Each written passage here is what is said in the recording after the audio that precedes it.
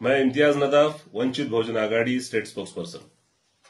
आज खुसूसन औरंगाबाद कॉन्स्टिट्यूंसी के अंदर जो हमारे उम्मीदवार हमने उतारे हैं वंचित बहुजन आघाड़ी की तरफ से, अफसर खान साहब, उनके ताल्लुक से बहुत सारी आड़ी टेढ़ी सही और गलत बातें माहौल के अंदर बड़ी छा रही है। तो महाराष्ट्र के तमाम दीगर इलाकों से और खुसूसन औरंगाबाद शहर से ये जो चीजें आ रही है, मैं उस ताल्लुक से जो गुत्थी बनी हुई है उस गुत्थी को सुलझाने के लिए आज आपसे मुखातिब हो रहा हूं, औरंगाबाद कॉन्स्टिट्यूंसी के तमाम वोटरों से। मैं आपको इस बात को समझाना चाहता हूं कि हमें इस बात को समझना होगा कि अफसर खान जो है वो सिर्फ मुसलमानों के रिप्रेजेंटेटिव या उम्मीदवार नहीं है।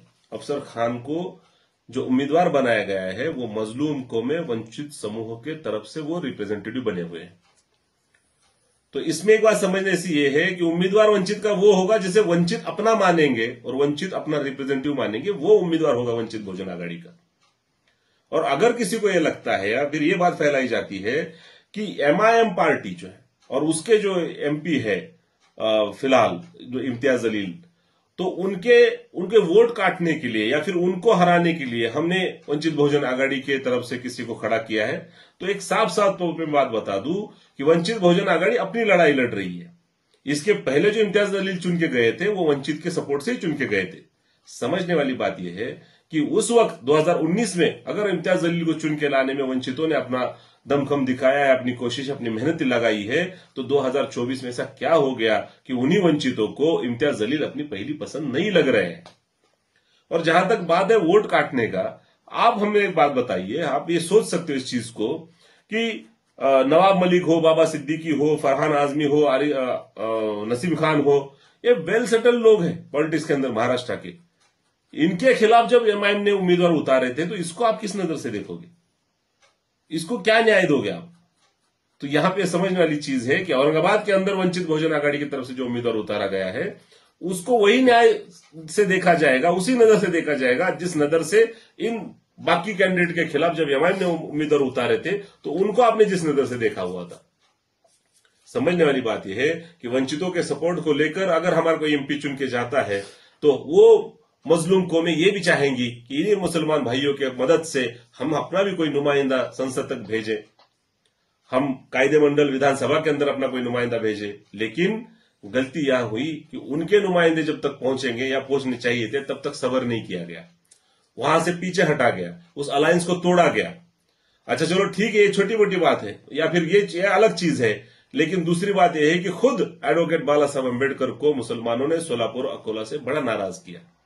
फिर भी ना कोई कीना, ना कोई कपट, ना कोई बुग्ज, कोई दिल में किंतु परंतु नहीं लाते हुए फिर से जमीन पर उतर के बाला साहब अम्बेडकर ने जिस तरह से मुसलमानों के लिए काम किया। मैं खुद पश्चिम महाराष्ट्र से आता हूं, यहां पे जब किसी बादशाह का स्टेटस रखने से और बाकी सब चीजों से जब मुसलमानों के छोटे छोटे गांव के अंदर जब अटैक होते थे मुसलमानों के ऊपर, तो तब ऐसे गांव खेड़े और देहात के अंदर जहां मुसलमानों की पॉपुलेशन ना के बराबर है, एक का दुक्का घर मुसलमानों के है, ऐसी जगह में जब अटैक होता था तो उनके पीठ पीछे कौन खड़े रहता था? वो सिर्फ वंचित बहुजन आघाड़ी के कार्यकर्ता थे जो पुलिस स्टेशन तक मुसलमानों के साथ जाते थे।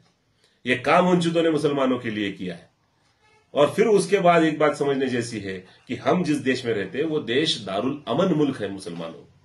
यहां पे सिर्फ मुसलमानों की राय नहीं सुनी जाएगी, यहां पे हमें बाकी गए दिगर मजहबों की राय के साथ अपनी राय को जमाना पड़ेगा, हमें उनके राय के साथ अपनी राय को मिलाना पड़ेगा। और वंचित समूह अगर इस बार इम्तियाज जलील को अपना रिप्रेजेंटेटिव नहीं मान रहा है और उसकी वंचित समूह की अगर पहली पसंद इस बार अगर अफसर खान है, तो मुसलमानों को भी ये चीज समझनी चाहिए कि इस बार अगर वंचितों का दिल नहीं मान रहा है तो हमें किसी भी हाल में इकट्ठा आना पड़ेगा, हमें मजलूम एकता का नारा देना पड़ेगा और हमें आके अपना नया रिप्रेजेंटेटिव वहां पे भेजना पड़ेगा। और जो लोग ये चाहते हैं कि वही एमपी बने, वही इम्तियाज जलील हमारा सदर बने या फिर एमपी बने और चुन के जाए, तो आपको एक बात मैं समझा दूं कि इस्लाम के अंदर शख्सियत परस्ती नहीं होती।